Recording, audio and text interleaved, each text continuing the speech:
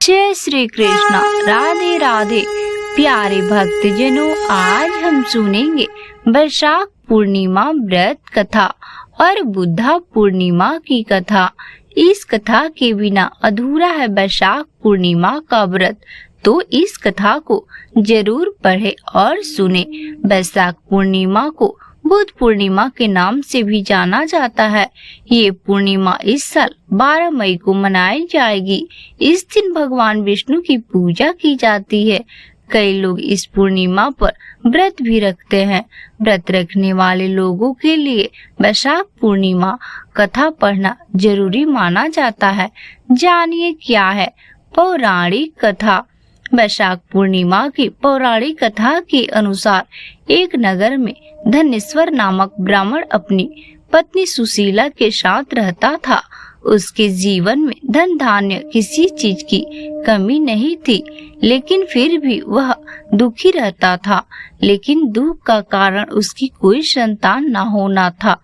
एक बार उस नगर में एक साधु महात्मा आए, जो आसपास के सभी घरों से भिक्षा मांगकर अपने जीवन यापन करते थे। लेकिन वह साधु धनेश्वर ब्राह्मण के घर से भिक्षा नहीं मांगता था। साधु के इस बर्ताव को देख सुशीला और धनेश्वर बहुत दुखी हुए। एक दिन उन्होंने साधु से पूछा कि आप सभी घरों से भिक्षा लेते हैं, लेकिन हमारे घर नहीं आते, ऐसा क्यों साधु महाराज? क्या हमसे कोई अपराध हुआ है? तब साधु ने जवाब दिया कि तुम निसंतान हो, ऐसे में तुम्हारे घर से भिक्षा लेने पतियों के अन्न के समान होगा, और मैं कभी भी पाप का भागीदार नहीं बनना चाहता। बस इसी कारण से मैं तुम्हारे घर भिक्षा लेने नहीं आता हूँ। यह सुनकर धनेश्वर बहुत दुखी हुआ, लेकिन उसने साधु महाराज से इस दुख से मुक्ति पाने का उपाय पूछा। तब साधु ने ब्राह्मण दंपति को 16 दिन तक माँ चंडी की पूजा करने की सलाह दी। इसके बाद धनेश्वर और उसकी पत्नी ने विधि विधान से इस व्रत का पालन किया। दंपति इस आराधना से प्रसन्न होकर माँ काली प्रकट हो गई और उन्होंने सुशीला को गर्भवती होने का वरदान दिया। साथ ही उस ब्राह्मण दंपति को पूर्णिमा के दिन पूजा की विधि भी बताई। माता ने पूर्णिमा की विधि बताते हुए कहा कि प्रत्येक पूर्णिमा के दिन दीपक जलाना, सभी पूर्णिमा को दीप की संख्या बढ़ाते जाना, ऐसे में जब तक 32 दीप ना हो जाए।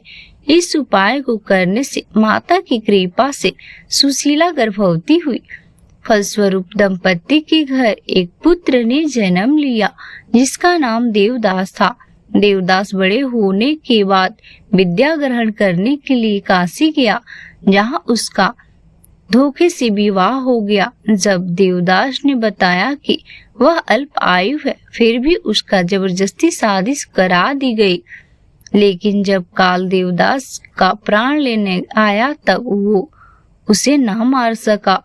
इसके बाद जब काल ने यमराज को जाकर बताया कि वह देवदास के प्राण लेने में असमर्थ था, तब यमराज उसकी वजह जानने के लिए भगवान शिव और माता पार्वती के पास गए।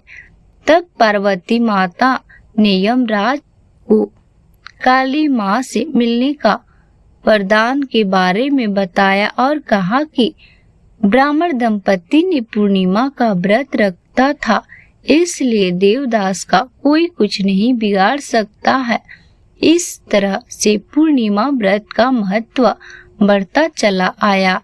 तो दोस्तों, ये हमारा वीडियो यहीं तक का है। अगर मेरी वीडियो पसंद आए तो मेरी वीडियो को लाइक करें, शेयर करें, और मेरे चैनल पे पहली बार आए हैं तो मेरे चैनल को सब्सक्राइब करें। मिलता है नेक्स्ट वीडियो में, तब तक के लिए धन्यवाद।